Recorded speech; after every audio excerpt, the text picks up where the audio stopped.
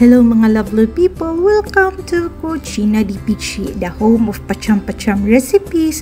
For today's video, isa na naman pong typical na pacham-pachamba na recipe, itong shrimp and mushroom. So ito yung shrimp natin, 23 pieces, tapos 500 grams na sliced champignon.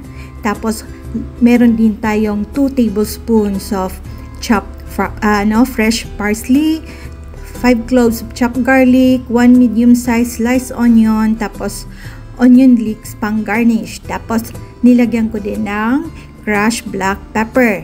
Tapos meron din tayo ditong oyster sauce. Tapos syempre yung cooking oil natin, yan, peanut oil po. And then nilagyan ko ng white wine, pwede po kayong gumamit ng Chinese rice wine. Tapos likom ki sesame oil. Ayan, and then Kikkoman light soy sauce. So, yun lang po yung mga ingredients sa pacham-pacham recipe na ito. So, procedure po tayo, napakabilis lang po nito. So, nagpainit lang po ako ng kawali, nilagayan ko lang po ng konting mantika.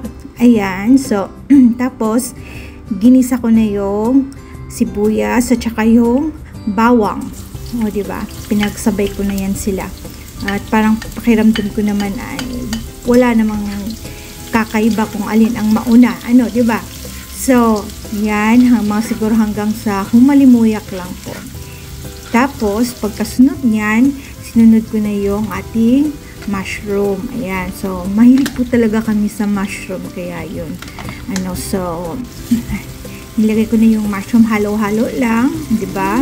Kasi nga, pagbigyan niya na yung kawali kong cute.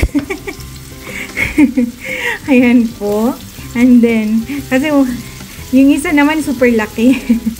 O diba, meron ng isa pang pirasong mushroom na kumawala. Ayaw ko sa kanya, ano.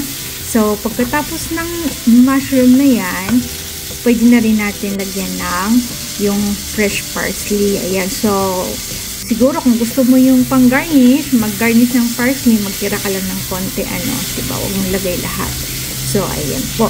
So, ito talaga yung madali ang luto lang kasi gutom na ako. Ako lang mag-isa that day, no? Tapos, sabi ko, ano bang meron dito sa ref namin? Ayan. So, ayan nga yung nakita ko. Ngayon, nilagay ko na yung ating pre-cooked na shrimp. Oh, so, dito po kasi sa Swiss, since nga walang dagat. Ayan. So, yung mga seafood namin talaga ganyan. Ano po?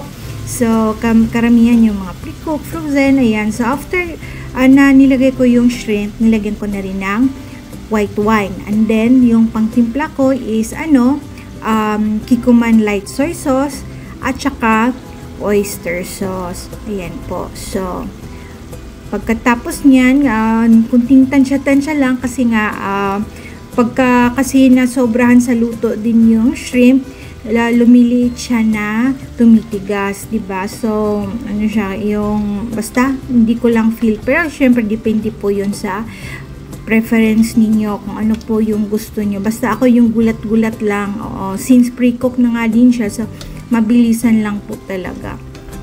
Ayan po, so, ayan, diba? Siguro mga 3 minutes lang, ready na sila, oo. Pagkatapos na maluto, nilagyan ko lang ng onion leeks sa ibabaw nga para naman gumanda sila tingnan. O, ayan na nga, ready na sila, Tapos yung sesame oil kasi parang lasang talaga siya, Asian. 'Di ba?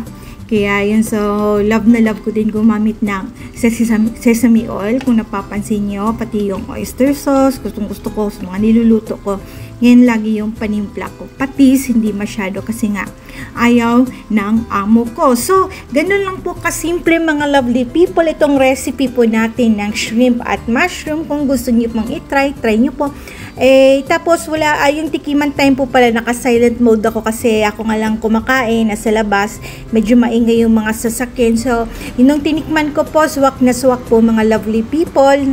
Tsaka syempre, gaya ng sabi ko, napakabilis lang at at napakadali lang nitong recipe nito. Kung meron po kayong mga tanong at saka mga mga suggestion, mag-comment lang po kayo. And once again, para po sa ating mga new subscribers, thank you for subscribing. Para po sa hindi pa po nakapag-subscribe, please don't forget to like, share, and subscribe.